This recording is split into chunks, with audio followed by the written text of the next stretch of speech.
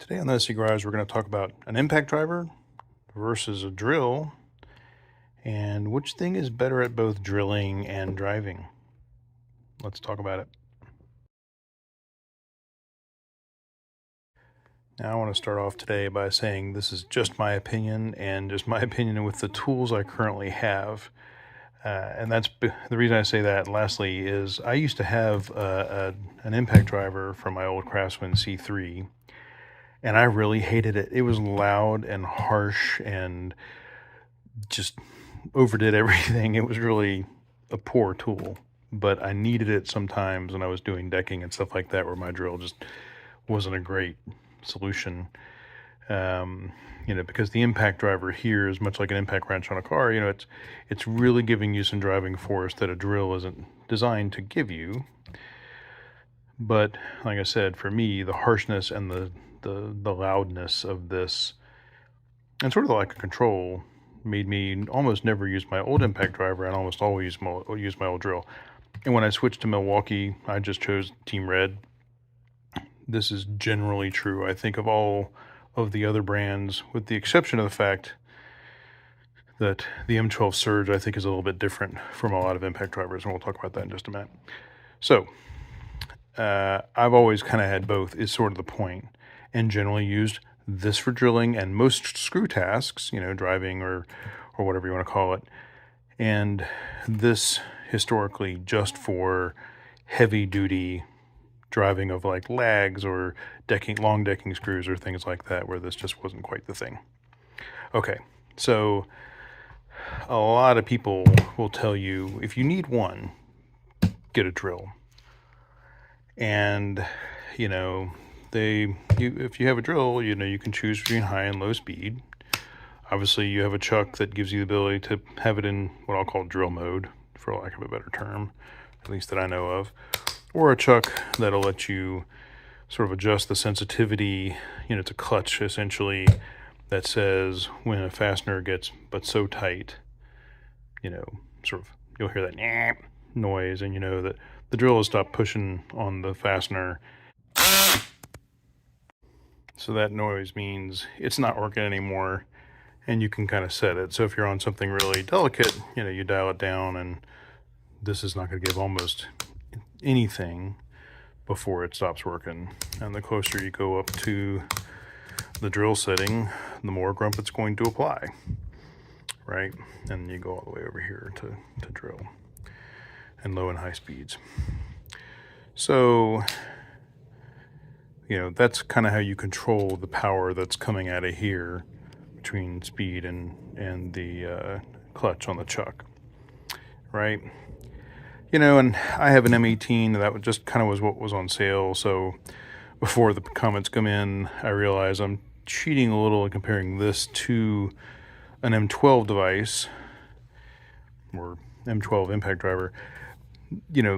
This comes in, the Surge comes in M18 as well. I really wanted this for the relative size savings of it. I mean, obviously this isn't a really small package, even when you add kind of the bigger battery with the foot that lets you stand this up.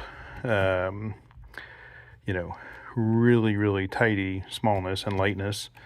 And the M18 isn't any more powerful for the Surge, so I went with this before I really thought about two battery things. The good news is the M18 charger will charge the M12 batteries, and that's my big objection to battery platform. That's a different video some other time. So, with the impact driver, the historic problem, at least for me, was it overdid everything. And like I said, the noise and the vibration over, hours doing some decking, I was really, really unhappy with the C3. But the Surge is super different. It uses essentially a liquid mechanism that is a lot quieter than your traditional impact driver. And in terms of the overdoing it part, it has modes. So you can switch between sort of what I'll call, that's the metal screw mode, I guess. But mode 1 is super gentle. In fact, it's not enough for things, which is cool, because at that point I can move to mode 2 and be light on the trigger and still apply a fair amount of grump. And if I'm doing like decking or stuff where I really need some power, I'm going to switch to mode 3. But especially for removing fasteners, I like this way better than that in this form, not the old form, because in mode 1, this seems to feel how much turning it's achieving and implies a certain amount of power to get it. And if mode 1 isn't enough, I can move to mode 2. And again, trying to be light on the trigger, I was replacing over 50. It was kind of a crazy bad job. Kitchen cabinet hinges. And I broke a couple with this drill, broke a couple of the screws as they were coming out. They're super light duty, kind of pretty brass screws. And that was really making me unhappy. So I switched to this in mode 1, and it worked great because you can almost hear the drill or the impact driver figuring out how much power do I need and bringing out the screw without breaking them. Over the next 44, I think I'd already gone through several before with this and broken 3, I think, screws. Didn't break another screw with that guy because he's smart, and he's not very smart. So that kind of began my journey with the impact driver as definitely the one thing I wanted to use for anything screws. And then I went to put up some cabinets for my mom and her storage unit, and I forgot the drill. And luckily, the drill bits I have are this Milwaukee kit that has the hex bit on the end. I'm going to zoom in on it because what a pain in the butt this is for use on something like the M12 stubby. So this will go right in here, no problem. And now, with the correct setting, because I go to metal screw. Should probably make sure that's the right thing. Drill. And I got the job done. Right? So that made me think about whether or not, which was better. And which tool, if I needed one, would I choose? And as it turned out, I choose this. Because here's the thing, I'm not trying to make an argument that this is a better drill than this. I think especially you get up to bigger drill bits and harder materials and things like that, you really are, especially things like concrete and heavier duty tasks where your hammer drill would really be recommended. This is not a hammer drill, by the way. And I didn't buy one because I didn't need one. That's just me. But if I had to choose, this is a far better driver of fasteners than the drill. I mean, it just is, especially in this thing with the very nice, gentle and fluid and quiet action of the surge, particularly. I know, I think it's Hitachi or Metabo has a liquid drive also that is very good also. So I'm not really trying to make a Team Red argument here. But I think the smartness of impact drivers in general has come forward.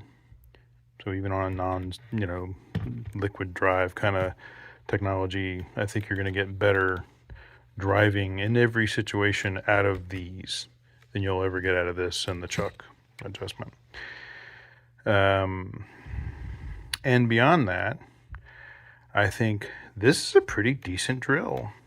It's not as precise as this thing. So if you're really making, nice furniture or something you really want to look good and precise and, needs a real drill stuff, then use a real drill. For the bigger fasteners, as I said, use a real drill.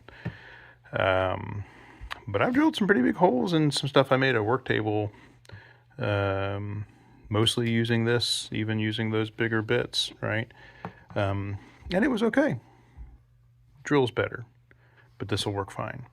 So my point boils down to this. For me, and I'd love to hear your comments, this is far better at fasteners as a driver. I mean, impact driver, right? And it's a pretty decent drill. This is only okay, kind of, you know, it'll do fasteners, and it's not the worst thing in the world for fasteners, but it's not remotely as good as this. And obviously, it's a drill, so it drills with full efficiency and function. But this isn't nearly the fastener driver as this is a drill. So if you have to do with one, I'm going to say just get the impact driver. And when I put my kid in the first apartment and I was leaving a kit of, tools, it was a lot of hand tools, but it also included a little kit of hex-based drill bits, hex-based fastener bits, and a Surge, because the Surge is a decent darn drill for most applications, and it's fantastic for fasteners. And this is a person who didn't spend a lot of time in the messy garage, so it wasn't super handy, but now it's pretty handy because this inspires confidence in a way I think a drill does not. It's graceful in a way with fasteners that a drill is not. And that's why I would choose a impact driver as the single tool over a drill as the single tool. So now, in truth, and this is kind of oh, by the way, you want to do sockets and things like that, this thing is a pretty good driver of sockets and things like that. So get the hex to 1/4 inch adapter, get yourself a basic set of 1/4 inch sockets, and you've got a pretty darn decent and pretty darn capable impact driver wrench, sort of. But to summarize, if you're going to do one, my opinion, doing it a good, and that's important probably because I think the cheap ones probably don't have all these smarts built in. Get yourself a good impact driver. But the answer, as with many things, is I think if you're an active DIYer, really both have a place. I actually went with the most entry brushless drill I could get from Milwaukee. I didn't feel like I needed a fuel. I wasn't that hardcore.